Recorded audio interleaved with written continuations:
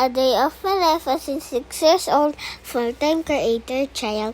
Ayan na nga, pumupunta na kami sa airport ng Canada. Kasi andoon sila mami.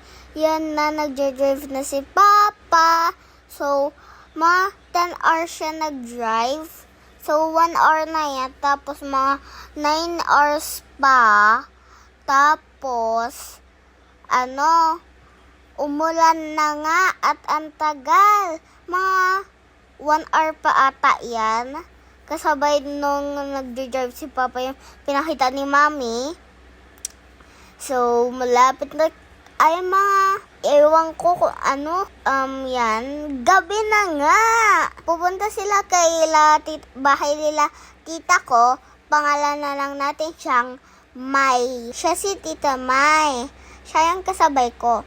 Kung pwede naman siya, pwede naman magkisabay sa mga kilala nyo. So, sa next vlog ko, i-explain ko kung paano yon. So, ayan na nga sila sa airport. So, nag-drive pa din si Papa. Kaso, andyan na sila sa destination. So, yan. Magpa-park na lang. Kailangan nila magbayad. Bayad ba? Ewan ko kung alam ko nung mag-park. Yun lang yung ko. So, yan. Nasa loob na sila, guys. Nihintay na yan madarating. Ayan si Maki. So, yan na. Palabas na kami. Ayan na nga. Nakikita niyo ba ako yung may purple? Yung may dalang purple? Dumakbo ako. Hinag ko si Mami. So, yan. Na-miss niya ako. So, yan. Nabimiss niya na ako at na-miss ko na siya.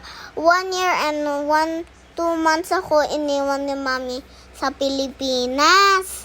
Oh my God, nakapatagal. Ang tagal naman yun. Gosh. So, yan. Seatbelt na ako ni Papa. Kasi pupunta na kami sa destination namin. So, yan.